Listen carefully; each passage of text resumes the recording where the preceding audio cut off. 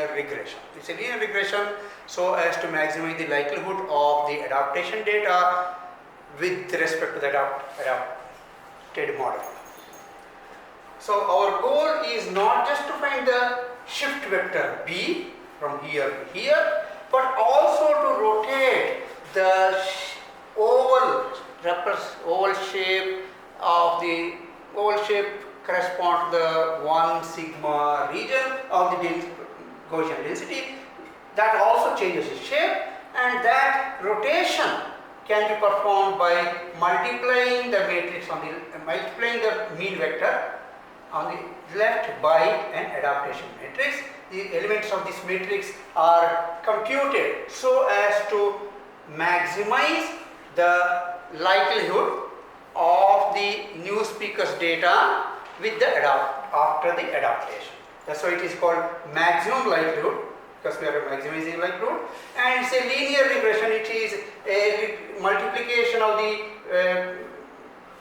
mean vector by a matrix, linear operation.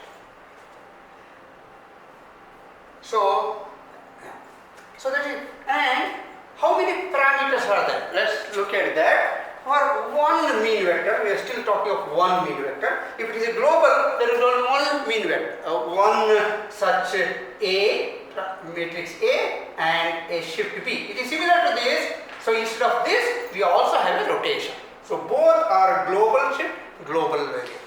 And we can go to the mean dependent one, which is here. But in the global, how many parameters are there? When you wanted to shift a mean, we have d parameters because it's a d-dimensional vector. Whereas this would be d by d matrix, therefore there will be d square elements. So if it is 39-dimensional feature vector, we will have 39 square plus 39. Now you can, so instead of doing it globally for all phone classes, we can do it individually for individual classes. If there are n classes, phone classes, then this number of parameters to be estimated gets multiplied by factor of n. In addition to this, there is another method of doing, which is take the speaker independent model density in this particular globe, normal density or Gaussian probability distribution density function. Let's in particular take the case of a mu vector, mu. You can represent this as a linear combination of several mean vectors. What is the rationale? You might have seen sometimes people talking the following way. This person's voice sounds just like my cousin's voice, except that his pitch is slightly higher. So you described a person's voice as a combination of my cousin's voice and somebody whose pitch is higher. So it is a linear combination of voices of two persons. So you can, in general, you can have, let's say, capital so many eigen voices. They are called eigen voices because it comes from the eigen analysis or principal component analysis. Some standard voices, and you can construct any voice as a linear combination of those standard voices, so called eigen voices. How do you find these standard voices? Well, that is analysis, vector analysis will take care of that. That is something that can be done also. Typically, one has about 10 eigen voices. For example, in the Indian context, it could be one could be South Indian accent, one could be North Indian accent, another could be Northeastern, and things all that can. One male, one female, one child for each of the three regions. So there will become 12 such eigen voices. It may also depend upon the language family. Okay. Indo-Tibetan language family, we want an eigen voice. Things like that.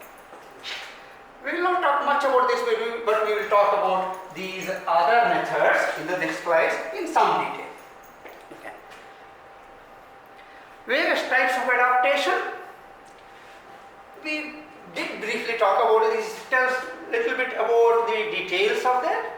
So we can use the adaptation data of the new speaker to do some expectation maximization type of training to adapt the speaker independent model to the new speaker model.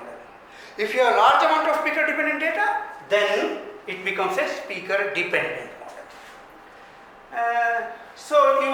The goal is to find such a transformation. That's one, normalization. Other is feature adaptation. We did talk of the speaker dependent warping of the nonlinear scale, mill scale type things. So you modify, you do change the feature extraction process so that the new speaker's voice gets adapted to, get changed to the features of the speaker independent voice. This adaptation can be done two ways, either in supervised mode or unsupervised mode. When you talk of supervised mode, the system is not only given the speech data, but also the word sequence and the corresponding phone sequences. Labels are given.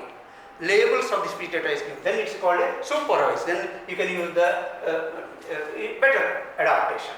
On the other hand, when sometimes a person speaks and you just want to adapt, he speaks anything, he has the freedom to speak anything. The existing speaker independent recognition system recognizes it. It may be a little bit erroneous, but still it does it, even if it recognizes 90% of the words correctly, that is good enough. Based on that, it adapts the model to that particular speaker's voice.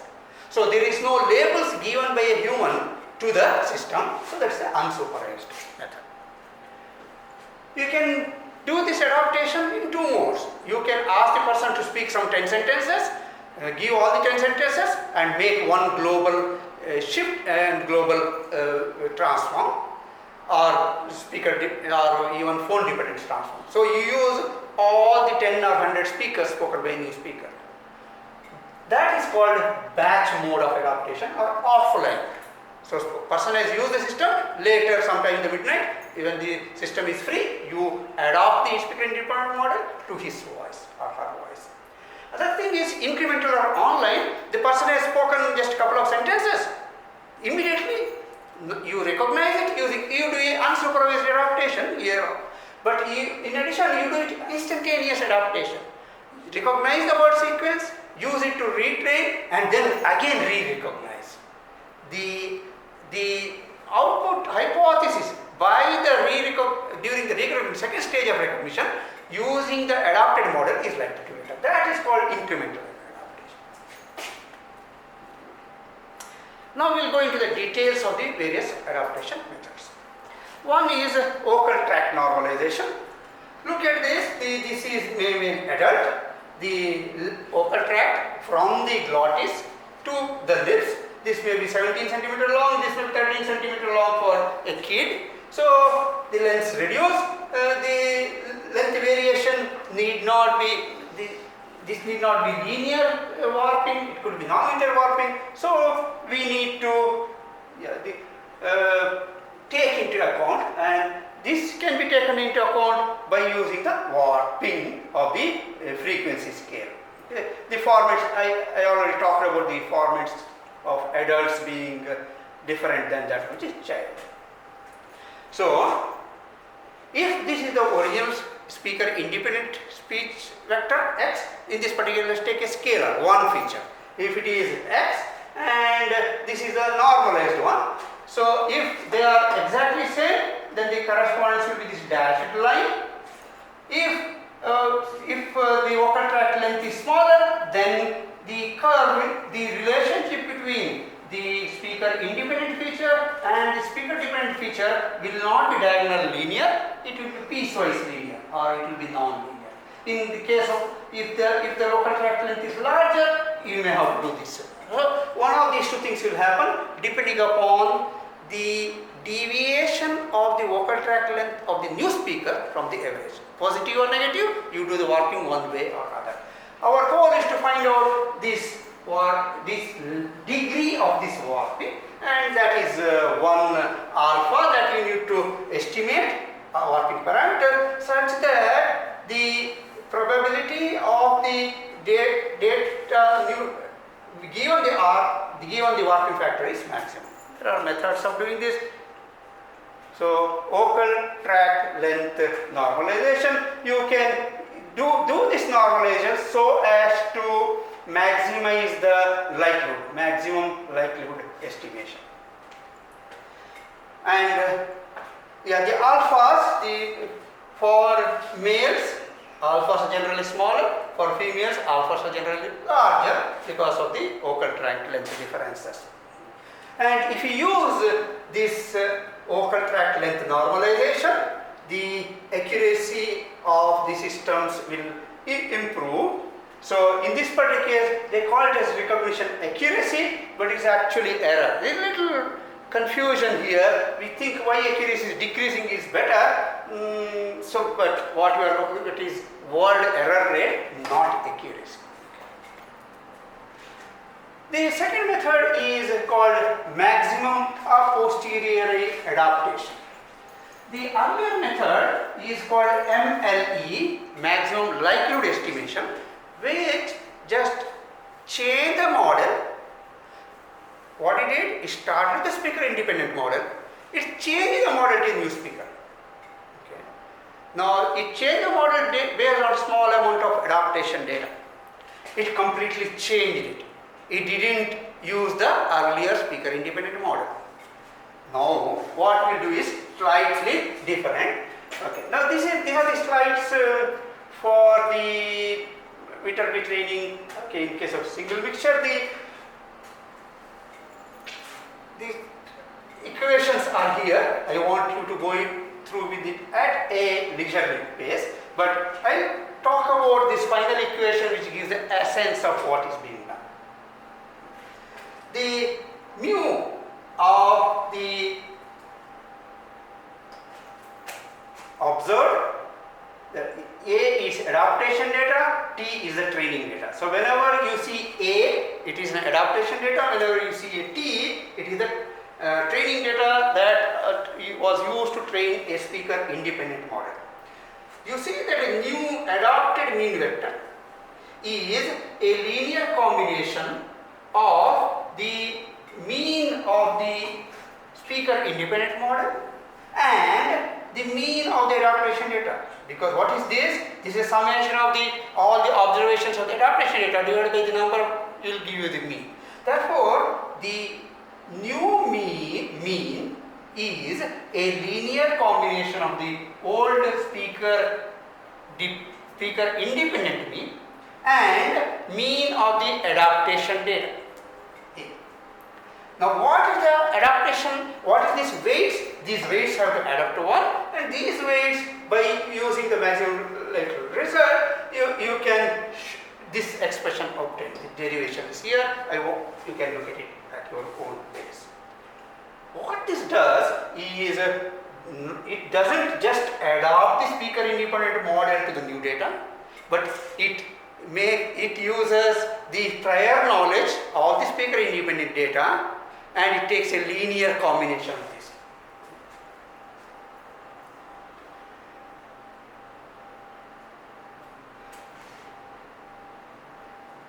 And tau, the parameter tau, is a factor that determines the effect of the weight of combination that you see. There's one parameter that you need to estimate. If tau goes to infinity, that is the adaptation data becomes extremely large, then it does. You can similarly adopt the variance, not just mean but also variance.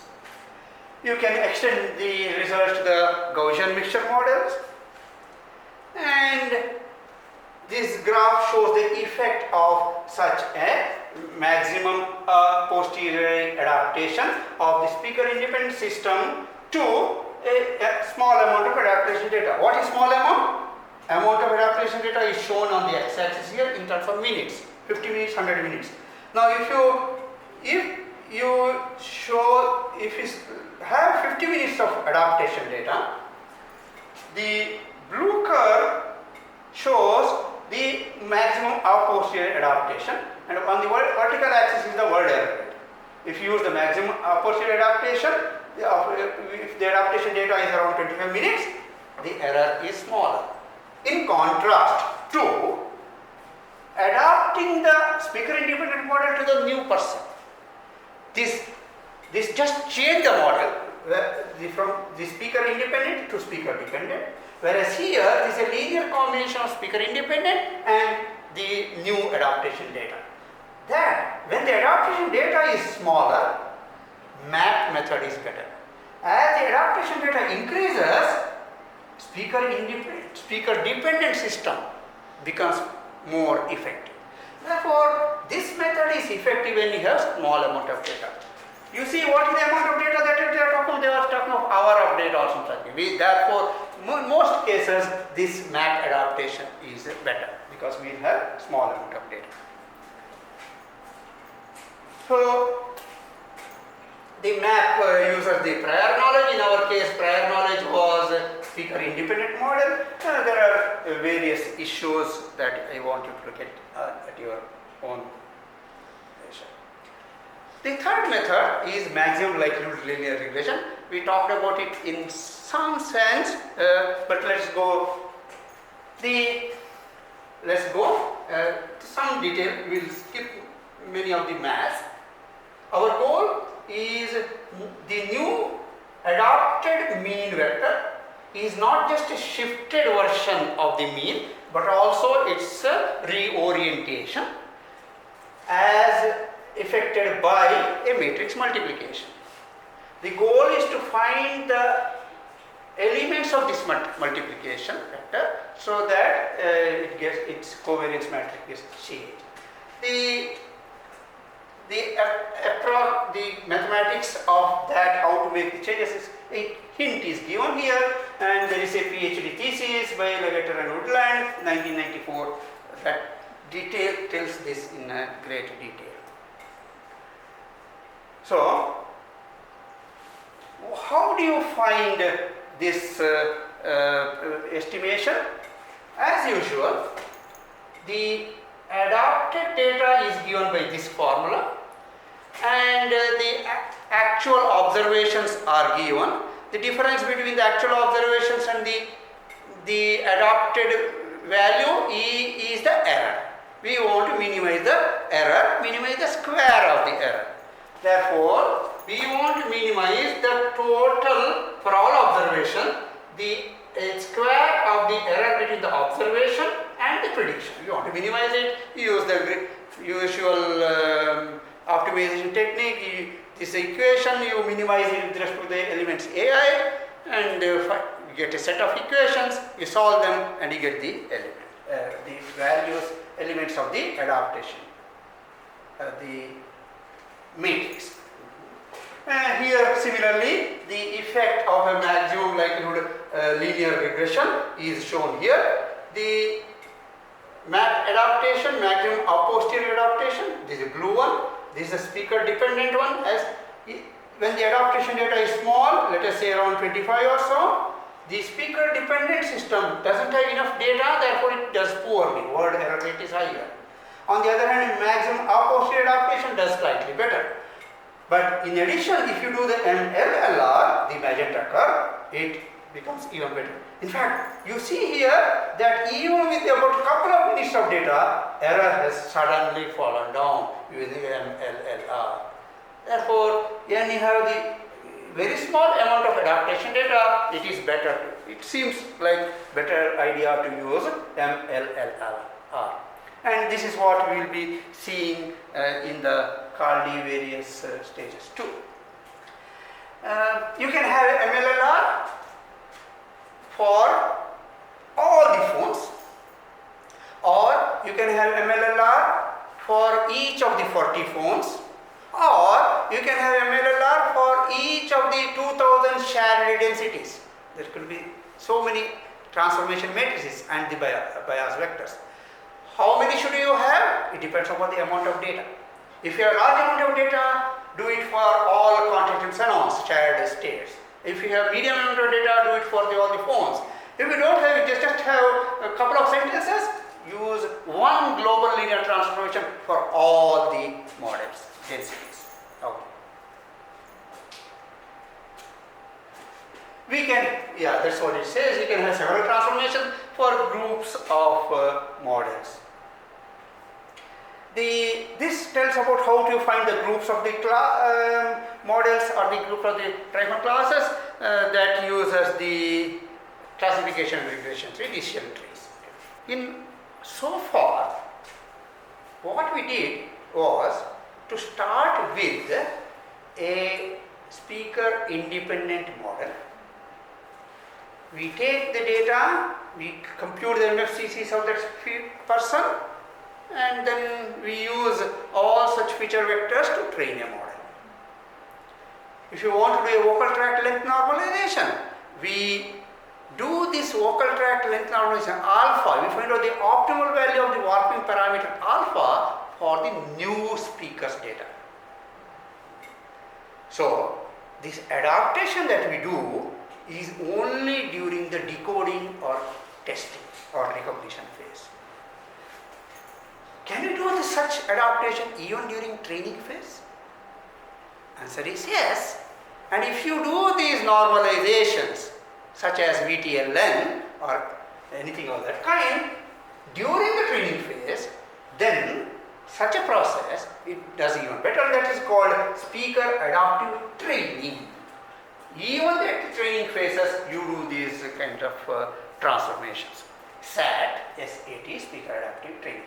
That's the same thing is known as it is feasible to estimate MLLR parameters for all the speakers in the training data. Then you do the MLLR not just during the recognition phase but also during the training phase. So the training itself takes into consideration that different speakers can have different physiological features.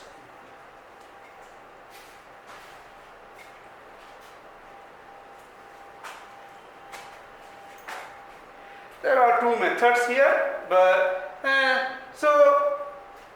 that are the details. Okay. Now there is another possibility. Combination of the maximum likelihood linear regression and the maximum posterior adaptation. What is the difference between these two? In this particular case, for a given speaker, you shifted the mean and you also changed the orientation. Covariance matrix is changed. In case of the maximum a posteriori, you took a linear combination of speaker independent parameter speaker independent model and the parameters estimated from the adaptation data. Can you do both? Yes, it turns out that does better. So in the map combination, earlier you used to do a linear combination of the adaptation data, current adaptation data, and the speaker independent model. Now we say that even the speaker independent model will use the MLLR, speaker adaptive training. So the speaker independent model also has gone through the speaker dependent transformations. Therefore, the prior knowledge that we use is not speaker independent system alone, but speaker independent system which has gone through speaker dependent transformations. So prior model involves maximum likelihood linear regression transformation speaker dependent, and it is easy to do it here because during the training phase we not only know the label of the text spoken by the speaker but also speaker labels. That's easy to find out. Therefore we can collect all the data of a given speaker, we can do the MLLR and do it training. So it's easy to do it, and it turns out that would be better. And as you can see here, the yellow curve is a combination of maximum likelihood linear regression and maximum a posteriori. Do you see that for this amount of data, it falls down much more rapidly.